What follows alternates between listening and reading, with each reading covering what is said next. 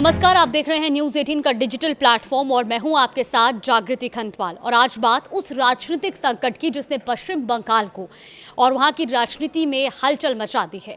TMC के भीतर बढ़ती बगावत, सांसदों की नाराजगी, सुष्मिता देव का इस्तीफा और सबसे अहम बागियों की सूची में शामिल बताया जा रहा एक ऐसा नाम जिसने चुनाव प्रचार के दौरान अपने एक गाने से पूरे देश में सुर्खियां बटोरी थी। जी हाँ, हम बात कर रहे हैं सयानी घोष की। सबसे पहले समझते हैं कि आखिर ये पूरा मामला क्या है। देखिए, पश्चिम बंगाल विधानसभा चुनाव में हार के बाद से तृणमूल कांग्रेस लगातार राजनीतिक झटकों का सामना कर रही है। पहले पार्टी के विधायक दल में बिखराव की खबरें सामने आई और अब संसदीय दल में भी टूट की चर्चा तेज हो गई है। अब दावा ये किया जा रहा है कि टीएमसी के 20 सांसदों ने लोकसभा स्पीकर ओम बिरला को पत्र लिखकर संसद में अलग व्यवस्था देने की मांग की है। यानी ये सांसद खुद को पार्टी की मुख्य लाइन से अलग पहचान देना चाहते हैं। इस दावे ने इसलिए भी राजनीतिक महत्व हासिल कर लिया है क्योंकि टीएमसी के कुल 28 लोकसभा सांसद हैं और अगर 20 सांसदों का आंकड़ा सही साबित होता है तो ये सिर्फ असंतोष नहीं बल्कि संसदीय स्तर पर बड़ी टूट मानी जाएगी। लेकिन सबसे ज्यादा चर्चा सयानी घोष के नाम की क्यों हो रही है, ये एक सवाल है। आपको बताते हैं, देखिए, क्योंकि स्पीकर को भेजे गए कथित पत्र पर जिन नेताओं के हस्ताक्षर बताए जा रहे हैं उनमें सयानी घोष का नाम भी शामिल है। इस तरह की अटकलें हैं, इस तरह की खबरें सामने आ रही हैं। देखिए, सयानी घोष पश्चिम बंगाल की चर्चित बंगाली अभिनेत्री, गायिका और तृणमूल कांग्रेस की सांसद है। वर्तमान में वो जादवपुर लोकसभा सीट का प्रतिनिधित्व करती हैं।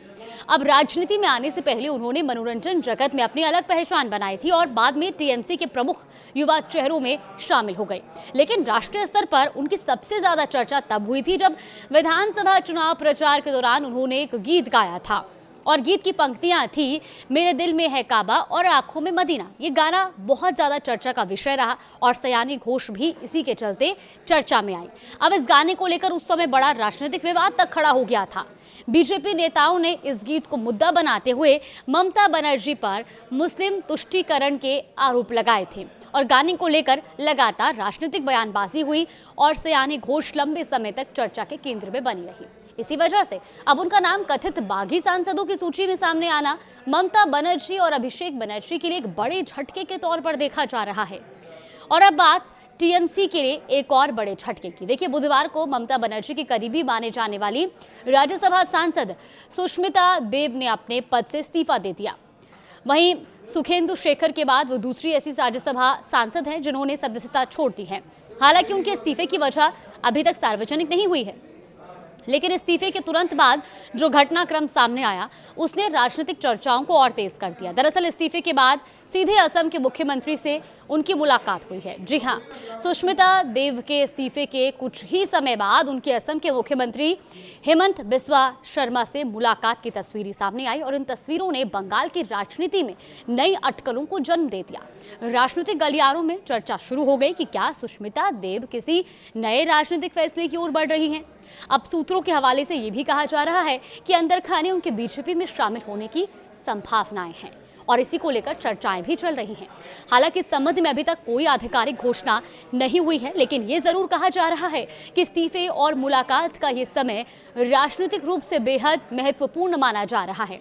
आखिर टीएमसी में इतना असंतोष क्यों दिखाई दे रहा है, ये सवाल शायद हर किसी के जहन में होगा। देखिए, विधानसभा चुनाव में हार के बाद पार्टी के भीतर नेतृत्व को लेकर सवाल उठने लगे हैं। पार्टी के कई नेता शीर्ष नेतृत्व से दूरी बनाते दिख रहे हैं। अब ऐसे में स्थानीय स्तर से लेकर राष्ट्रीय स्तर तक असंतोष की खबरें सामने आ रही हैं। एक महीने के भीतर कई नेताओं ने या तो पार्टी से दूरी बनाई है या फिर अपने पद छोड़ दिए हैं। राजनीतिक तौर पर यह स्थिति इसलिए भी गंभीर मानी जा रही है क्योंकि सत्ता से बाहर होने के बाद किसी भी पार्टी के लिए संगठन को एकजुट बनाए रखना सबसे बड़ी चुनौती होती है और फिलहाल टीएमसी इसी चुनौती का सामना करती दिखाई दे रही है। अब आपको बताते हैं कि कौन कौन से वो नेता है जो बागी खेमे के साथ है। देखिए, टीएमसी के बागी गुट का दावा है कि पार्टी के 28 लोकसभा सांसदों में से 20 सांसद अलग गुट बनाने और बीजेपी के नेतृत्व वाले एनडीए को समर्थन देने के पक्ष में है। हालांकि अब तक सार्वजनिक रूप से जिन नामों की चर्चा हो रही है उनमें 14 सांसदों के नाम सामने आए हैं। इनमें कौन कौन से नेता शामिल हैं वो आप एक बार सुन लीजिए। देखिए, काकोली घोष, इसके अलावा शताब्दी रॉय, साधी बापी हल्दर, अरूप चक्रवर्ती का नाम भी है, जून मालिया का नाम सामने आ रहा है, दीपक अधिकारी यानी देव, इसके अलावा कालीपदा सरेन, जगदीश बसुनिया, असित मल, अबू ताहिर खान, खलीकुर रहमान, शर्मिला सरकार, प्रसून बनर्जी और पार्थ भौमिक। इसके अलावा दावा यह भी किया जा रहा है कि सयानी घोष भी इस समूह का हिस्सा है और उन्होंने भी स्पीकर को भेजे पत्र पर हस्ताक्षर किए हैं। अब सवाल ये कि क्या ये सांसद एनडीए में शामिल हो सकते हैं? देखिए, इस पूरे राजनीतिक घटनाक्रम का यही सबसे बड़ा सवाल है, क्योंकि बागी सांसदों की ओर से एनडीए को समर्थन देने की इच्छा जताए जाने का दावा किया जा रहा है। अगर ऐसा होता है तो ये सिर्फ टीएमसी के लिए नहीं बल्कि राष्ट्रीय राजनीति के लिए भी महत्वपूर्ण घटनाक्रम होगा। हालांकि अभी तक इस संबंध में कोई औपचारिक फैसला सामने नहीं आया है, इसीलिए फिलहाल सारी निगाहें आने वाले दिनों की राजनीतिक गतिविधियों पर टिकी हुई हैं। तो कुल मिलाकर एक तरफ जहां 20 सांसदों की बगावत का दावा किया गया है, वहीं दूसरी तरफ चर्चित सांसद सयानी घोष का नाम सामने आया है। तीसरी तरफ ममता बनर्जी की करीबी सुष्मिता देव का इस्तीफा और उसके तुरंत बाद असम के मुख्यमंत्री हेमंत बिस्वा शर्मा से उनकी मुलाकात। इन सभी घटनाओं ने ये संकेत जरूर दे दिया है कि पश्चिम बंगाल की राजनीति में इस समय बड़ा उथल पुथल चल रहा है। टीएमसी के सामने संगठन को संभालने की चुनौती है, जबकि राजनीतिक विरोधी इस स्थिति पर पैनी नजर बनाए हुए हैं। अब देखना होगा कि यह असंतोष महज नाराजगी साबित होता है या फिर आने वाले दिनों में बंगाल की राजनीति का पूरा समीकरण बदल देता है। फिलहाल इतना तय है कि ममता बनर्जी के लिए ये दौर आसान नहीं दिखाई दे रहा।